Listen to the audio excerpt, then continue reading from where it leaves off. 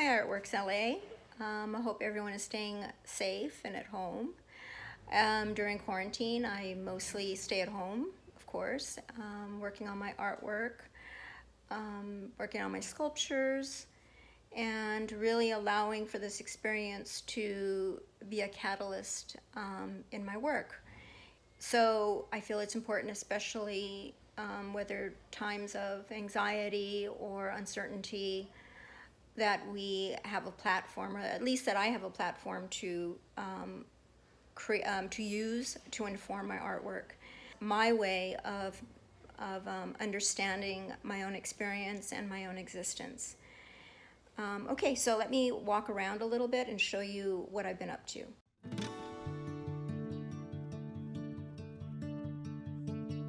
My artwork is informed by my life, by things around me, things I pay attention to, things that I'm curious about. And so I am inspired by that, by everyday experiences. And even in times of quarantine, I'm able to still discover things in my everyday, in my everyday world that I find interesting or curious in some way.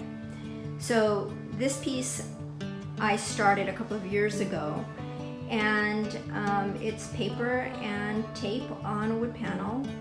And for me, a lot of what I do is abstract, but is informed by real life experience, by real things of the world, in the world. And so this piece really is a lot about vibration and energy. Reminds me a lot of static and movement. So this is a piece I started about a month ago, and these pieces here are raw material of other pieces that I started. I tear apart and I reconstruct and give them a new life, a new way of being in the world. And often I go out for walks and my materials consist of tree branches, and often I also will reuse a prior sculpture and really see it as raw material, and so I break it apart. I give it a new kind of a new life.